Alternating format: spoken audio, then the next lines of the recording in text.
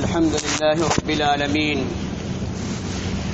والصلاة والسلام على سيد الأنبياء والمرسلين وعلى آله وصحبه أجمعين. أما بعد، فأعوذ بالله من الشيطان الرجيم. بسم الله الرحمن الرحيم. وَلَقَدْ خَلَقْنَا الْإِنسَانَ مِنْ سُلَالَةٍ مِنْ طِينٍ ثُمَّ جَعَلْنَاهُ نُطْفَةً فِي قَرَارٍ مَكِينٍ ثُمَّ خَلَقْنَا النُّطْفَةَ عَلَقَةً فَخَلَقْنَا الْعَلَقَةَ مُضْغَةً فَخَلَقْنَا الْمُضْغَةَ عِظَامًا فَكَسَوْنَا الْعِظَامَ لَحْمًا ثُمَّ أَنشَأْنَاهُ خَلْقًا آخَرَ فَتَبَارَكَ اللَّهُ أَحْسَنُ الْخَالِقِينَ. محترم سامعین کرام، حاضرین اعظام، نوجوانان اسلام، ہر قسم کی تعریف و توصیف، حمد و ثنا، کبریائی اللہ سبحانہ و تعالیٰ کی ذات کے لیے خاص ہے. درود و سلام ہو آپ صلی اللہ علیہ وسلم کی ذات اقدس پر. کسی شاعر نے کیا ہی خوب کہا ہے، ڈھونڈنے والا ستاروں کی گزرگاہوں کا اپنی افکار کی دنیا میں سفر کر نہ سکا، دنیا کی حکمت کے خم و پیچ میں الجھا ایسا، آج تک فیصلہ نفع و ضرر کر نہ سکا. آج کے درس کا عنوان ہے قرآن اینڈ ماڈرن سائنس. اللہ سبحانہ و تعالیٰ کے کلام میں جب ہم غور کرتے ہیں تب ہمیں پتہ چلتا ہے کہ جو دنیا میں انسان آج کل ترقی کے منازل طے کر رہا ہے، در حقیقت ان ترقی کے تمام راہوں کو اللہ سبحانہ و تعالیٰ نے قرآن کے اندر واضح طور پر بیان فرما دیا ہے. اللہ سبحانہ و تعالیٰ نے سورہ مومنون کی آیت نمبر 12، 13، 14 کے اندر اللہ سبحانہ و تعالیٰ نے ایمبرولوجی کو بیان کیا ہے. ایمبرولوجی ہے کیا چیز؟ جس کو اردو میں بولتے ہیں جننی نظام، یعنی ماں کے پیٹ میں بچہ کیسے ٹھہرتا ہے، اس کی کیفیات کیا ہوتی ہے، اللہ سبحانہ و تعالیٰ کیسے اسے بناتا ہے، اور اللہ سبحانہ و تعالیٰ اس بچے کے بننے کے بعد کیسے باہر لاتا ہے، اسے ایمبرولوجی کہتے ہیں. ایمبرولوجی کا جو سب سے اسپیشلسٹ ہے آج کے موجودہ وقت میں، جسے دنیا پروفیسر کیتھ مور کے نام سے جانتی ہے، ٹورنٹو یونیورسٹی جو کہ ایک ملک ہے کینیڈا کا ایک بہت ہی مشہور شہر ہے جسے ٹورنٹو کے نام سے دنیا جانتی ہے. وہاں پہ ایک یونیورسٹی ہے ڈیولپمنٹ ہیومن، یعنی انسان ترقی کے منازل کو طے کیسے کرتا ہے، یعنی انسان کی ساخت، اس کی بناوٹ کے اندر کیسے تبدیلیاں آیا کرتی ہیں. وہ ریسرچ کرتا ہے، بے شمار کتابوں کو پڑھتا ہے، لیکن اسے صحیح جواب نہیں ملتا. اس نے 80 سوالات کے جوابات میں سے 30 سوال کے جوابات دیے تھے، لیکن باقی سے وہ محروم رہا.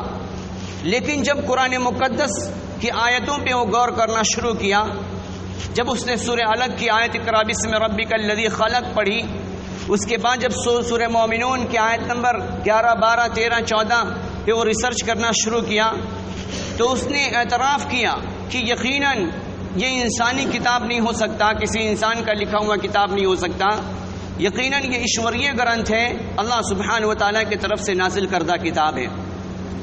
اور اس نے ڈیولپمنٹ آف ہیومن کے نام سے کتاب لکھی جو آج کل میڈیکل ڈپارٹمنٹ کے اندر پڑھائی جاتی ہے.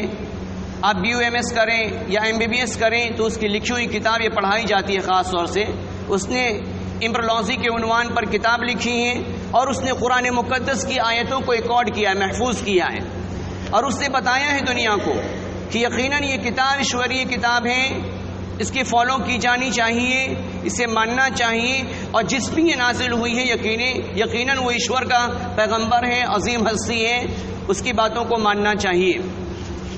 وہ پروفیسر، جب اس پروفیسر کے بارے میں پتہ چلتا ہے تو کنگ عبدالعزیز یونیورسٹی سعودی عربیہ کے بڑے بڑے میڈیکل اسکالرز جو ریسرچر تھے، ان لوگوں نے اس کو انوائٹ کیا اور انوائٹ کرنے کے بعد اس سے ایمبریولوجی کے بارے میں بہت سارے ایسے بیانات دلوائے اور ان کی کتابوں کو اپنے سلیبس کے اندر داخل کیا. یعنی جو میڈیکل سے ریلیٹڈ کتابیں ہوتی ہیں اسے اس نے اپنے سلیبس کے اندر داخل کیا.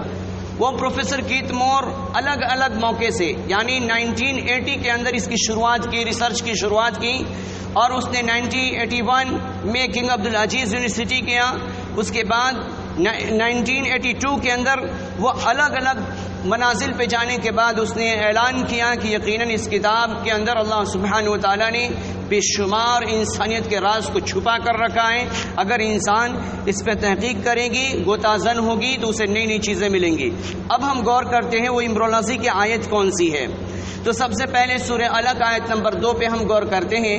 اللہ سبحانہ و تعالیٰ کہہ رہا ہے اقرأ بسم ربک الذی خلق خلق الانسان من علق، کہ پڑھ اپنے رب کے نام سے جو خلق الانسان من علق، جس نے انسان کی تخلیق کی ہے ایک منجمد خون سے.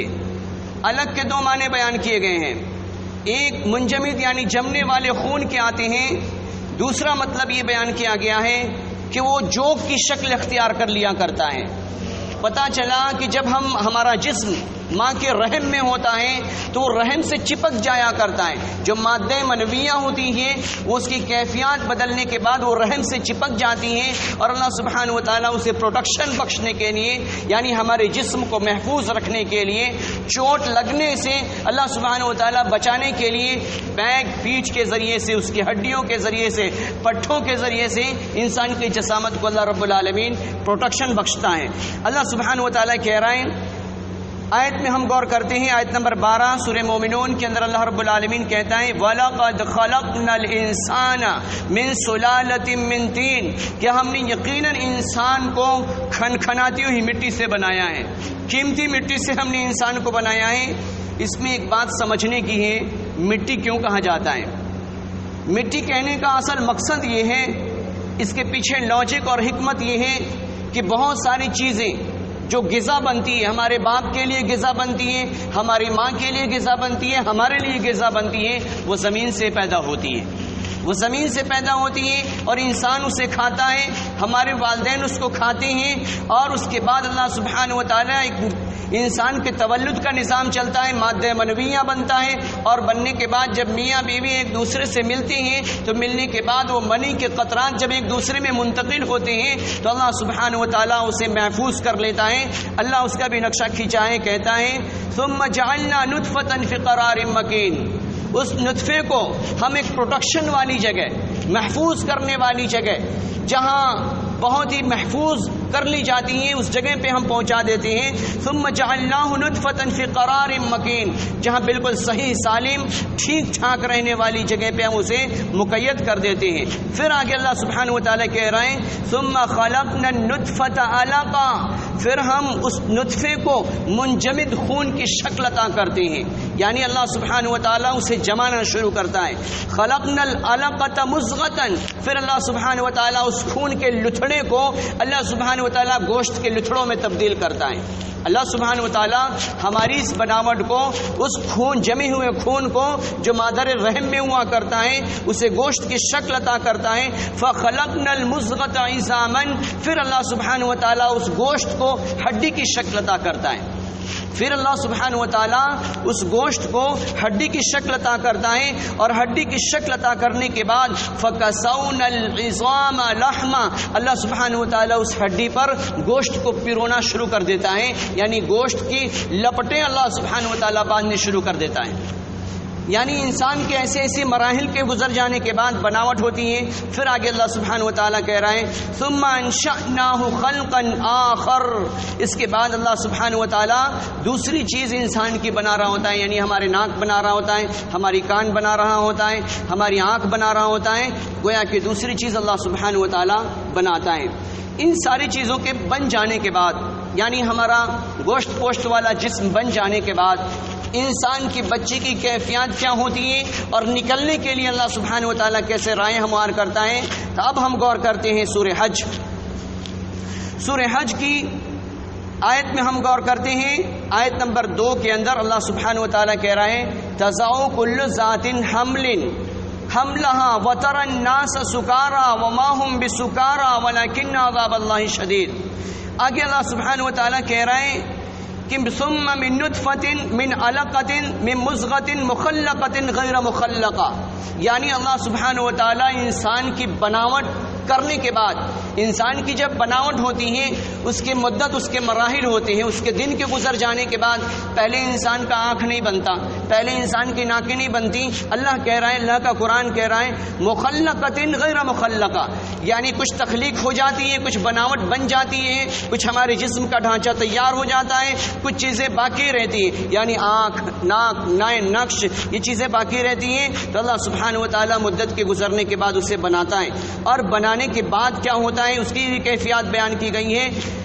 نقر فی الارحام، پھر اللہ سبحانہ و تعالیٰ ماں کے رحم میں اسے بہت ہی محفوظ جگہ پہ، محفوظ دن تک اللہ سبحانہ و تعالیٰ مخصوص دن تک قید کر کے رکھتا ہے. ما نشاء الی اجل مسمى، ایک مدت تک. جب مدت گزر جاتی ہے اس کے بعد دیکھیے ہم کیا بن جاتے ہیں. ثم نخرجکم طفلا، طفل بولتے ہیں عربک میں بچے کو. پھر اللہ سبحانہ و تعالیٰ بچہ بنا کر نکالتا ہے باہر.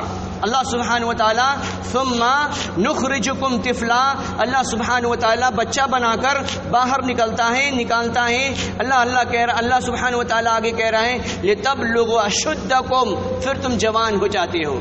یعنی پہلے تو ہم بچپن میں بچے ہوتے ہیں، اس کے بعد ہمارا جسم جوان ہو جاتا ہے، ہمارے جسموں کے اندر قوت آ جاتی ہے. جب ہم مادر رحم میں ہوتے ہیں تو ہمارے نکلنے کی بھی کیفیات کو قرآن نے سورہ عبس میں اللہ سبحانہ و تعالیٰ ہمارے نکلنے کے راستے کے بارے میں ابھی اللہ رب العالمین بیان کرتا ہے کہ ہم انسان کو کیسے باہر نکالتے ہیں. من ای شیء خلق، اللہ سبحانہ و تعالیٰ کہہ رہا ہے انسان اگر تجھے معلوم نہیں تو مجھ سے سن کہ میں نے تجھے تیری تخلیق کیسے کی ہے. من نطفہ، ہم نے تجھے نطفے سے بنایا ہے. خلقہ، تجھے بنایا. فقدر، تجھے سوارا. ثم السبیل یسرا، پھر نکلنے کے راستے ہم نے ہموار کیے. نکلنے کے راستے ہموار کرنے کا مطلب یہ ہے بچے کی ولادت سے پہلے یعنی ہمارے جسم کے باہر آنے سے پہلے جب ماں کے پیٹ میں بچے کا جسم تیار ہو جاتا ہے، اللہ سبحانہ و تعالیٰ سب سے ماں کے مخصوص راستے سے اللہ سبحانہ و تعالیٰ ایک قسم کا خون، ایک قسم کا پانی اللہ رب العالمین چکنا ایسے ظاہر کرتا ہے تاکہ بچہ آسانی کے ساتھ نکل جائے. قرآن کہتا ہے سورہ عبس آیت نمبر 20 کہہ رہی ہے ثم السبیل یسرا، اللہ سبحانہ و تعالیٰ انسان کے نکلنے کے راستے کو ہموار کر دیتا ہے، سرل کر دیتا ہے، آسان کر دیتا ہے تاکہ انسان آسانی کے ساتھ دنیا میں باہر آ جائے. یہ اللہ سبحانہ و تعالیٰ یہ تمام تر نظام کو چلا رہے ہیں. پروفیسر کیت مور جگہ جگہ پہ اس نے علل اعلان یہ کہا کہ یقیناً یہ اللہ سبحانہ و تعالیٰ کی عظیم کتاب ہے. اس کتاب سے انسانیت کو رہنمائی حاصل کرنی چاہیے، اور رہنمائی حاصل کرنے کے لیے اس نے کتاب لکھی دا ڈیولپنگ آف ہیومن کی ترقی کے منازل کے بارے میں اس نے کتابیں لکھی. اور کتابوں کی شروعات اس نے سورہ علق کی آیت سے، سورہ مومنون کی آیت سے، سورہ حج کی آیت سے اس نے کی ہے. اگر ہم جاننا چاہتے ہیں تو BUMS کی کتاب کے فرنٹ پہ قرآن مقدس کی یہ آیتیں لکھی ہوئی ہوتی ہیں. تو ہمیں ان پہلوؤں پہ غور کرنا چاہیے کہ اللہ سبحانہ و تعالیٰ جو کہہ رہا ہے یقیناً 1442 برس پہلے اللہ سبحانہ و تعالیٰ نے سائنس کے تمام تر نئے ایجادات کو، نئے راستوں کو، نئے مخصوص چیزوں کو قرآن مقدس نے 1442 برس پہلے واضح طور پر بیان کر دیا ہے. ہمیں قرآن مقدس سے رہنمائی حاصل کرنی چاہیے. قرآن مقدس کو ہمیں پڑھنا چاہیے، سمجھ کے پڑھنا چاہیے، ترجمے کے ساتھ پڑھنا چاہیے. اللہ رب العالمین سے ہم دعا کرتے ہیں کہ اللہ سبحانہ و تعالی ہم سب کو دین کی صحیح سمجھ عطا فرمائے. اللہ سبحانہ و تعالی ہم سب کو شرف قبولیت سے نوازے. اللہ رب العالمین ہمیں قرآن مقدس کا پڑھنا، سمجھنا، اس پہ عمل کرنے کی توفیق عطا فرمائے. یا اللہ اس اچھے عمل کو تو قبول فرما کر یا اللہ ہم سب کے لیے نجات کا ذریعہ بنا، جنت میں داخلے کا سبب بنا. اللہم تقبل منا انک انت السمیع العلیم وتب علینا انک انت التواب الرحیم. سبحان ربک رب العزہ عما یصفون وسلام علی المرسلین والحمد للہ رب العالمین.